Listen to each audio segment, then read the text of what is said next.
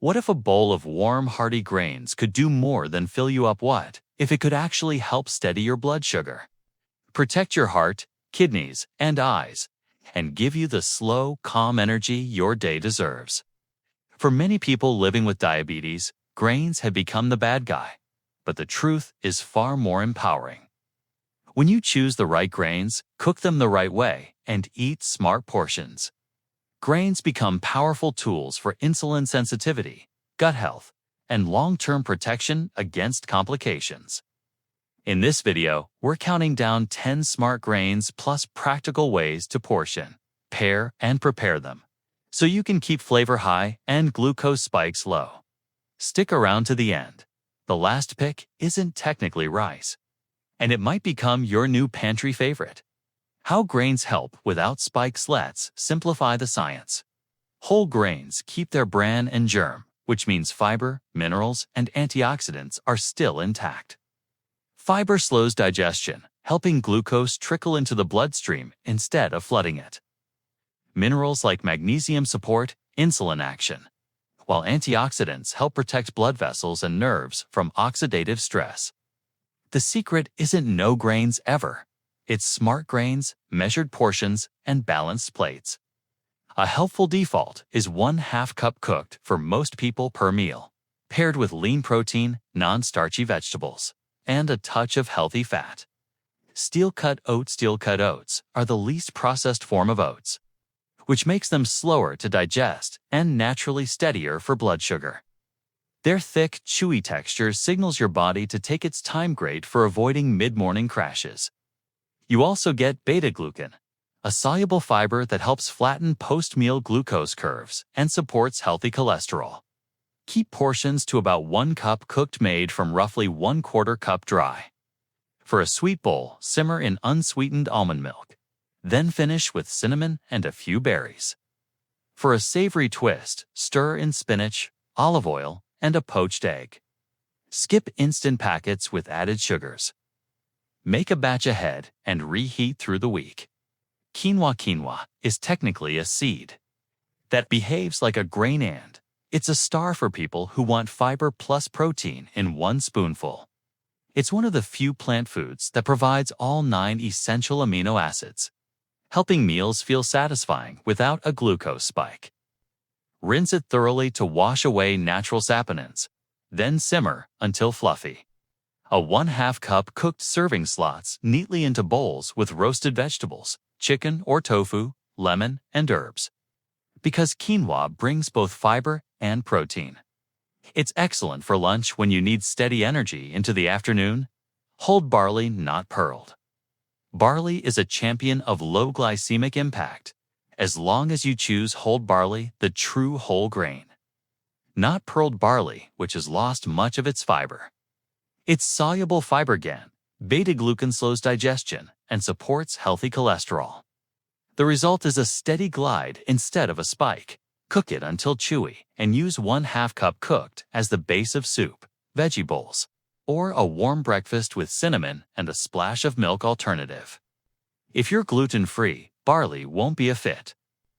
Otherwise, it's one of the most blood sugar-friendly grains you can choose. Bulgur cracked wheat. Bulgur is whole wheat that's been par-cooked and cracked so it cooks fast while still delivering whole grain fiber. That makes it perfect for weeknights and meal prep without sacrificing glucose control.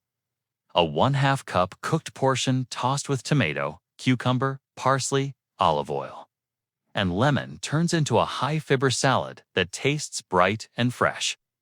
You can also stir it into soups to add body without reaching for pasta. It does contain gluten, so choose accordingly. Brown rice keeps its bran and germ, which means you get more fiber, magnesium, and antioxidants compared to white rice. The key is portion and pairing. A 1/2 cup cooked scoop alongside grilled salmon or chicken. A heap of broccoli and a little avocado gives you comfort without the crash. If you're used to big rice portions, try mixing half brown rice, half cauliflower rice while you transition. Choose plain brown rice over ready packets with sauces and season with herbs, garlic, and citrus instead of sugary glazes. Buckwheat gluten-free. Ignore the name buckwheat, is not wheat and contains no gluten. It's a fantastic source of magnesium and rutin, an antioxidant that helps protect blood vessels. Big news for eyes, kidneys, and nerves. Cook the groats kasha until tender and use 1/2 cup cooked in savory breakfast bowls with eggs and greens. Or fold into warm salads with roasted veggies and olive oil.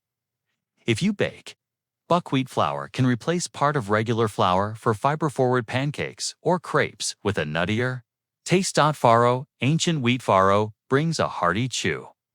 Higher protein than many grains and a very satisfying bite, perfect for people who want real substance without a spike. Simmer until just tender. Then toss 1/2 cup cooked with arugula, roasted peppers, cherry tomatoes, olive oil, and lemon. It keeps beautifully for meal prep and tastes great warm or chilled. Farro contains gluten. If that's an issue, try buckwheat, millet, or quinoa instead. Millet gluten-free. Millet is gentle on digestion, naturally gluten-free, and easy to love with its mild, slightly nutty flavor. It cooks like rice but fluffs like couscous, making it versatile for both sweet and savory dishes. Keep to 1/2 cup cooked in pair with protein. Think turmeric spiced chicken or garlicky chickpeas, plus a pile of non-starchy vegetables. Pro tip: toast millet in a dry pan before simmering to deepen the flavor. Amaranth gluten-free, tiny but mighty. Amaranth brings fiber, plant protein, magnesium, and a pleasant, earthy taste. It cooks into a soft, creamy texture, perfect for a warm breakfast bowl with cinnamon, chia, and a few berries, or as a base for savory polenta-style side dishes. Stick to 1/2 cup cooked. You can also pop amaranth in a hot, dry pan like mini popcorn and sprinkle over salads or yogurt for a fun, crunchy topping. Wild rice, aquatic grass. Not true rice. Wild rice isn't technically rice. It's an aquatic grass with a bold, nutty flavor, more protein than white rice, and a naturally lower glycemic impact. It takes longer to cook, but the payoff is huge. Complex flavor, satisfying chew, and steady energy. Make a batch for the week. Then use 1/2 cup cooked with sautéed mushrooms, thyme, and a little olive oil, or fold into soups and grain bowls. It's naturally gluten-free and a tasty bridge for people transitioning away from white rice. Portion, pairing, and plate blueprint. Here's how to build a plate that works with you, not against you. Fill 1/2 your plate with non-starchy vegetables, greens, broccoli, peppers, zucchini.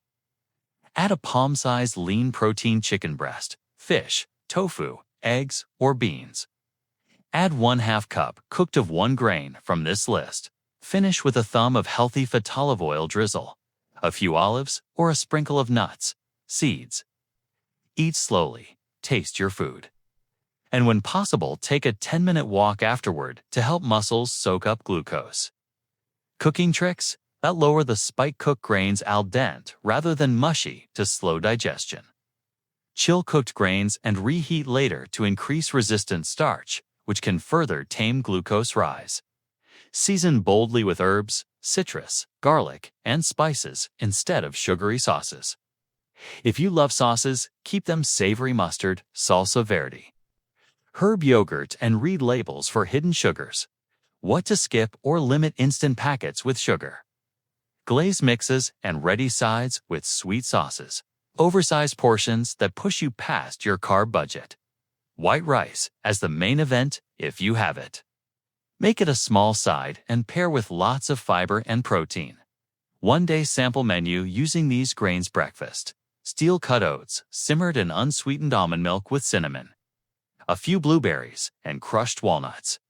Lunch, quinoa bowl with grilled chicken, roasted broccoli, cherry tomatoes, arugula, olive oil, and lemon. Snack, Greek yogurt with a spoon of popped amaranth and a dusting of cocoa powder, unsweetened. Dinner, wild rice with sautéed mushrooms, garlic, and thyme. Baked salmon. Big side salad with olive oil and vinegar. Myths: busted grains are bad for diabetics. Not true refined grains are the problem.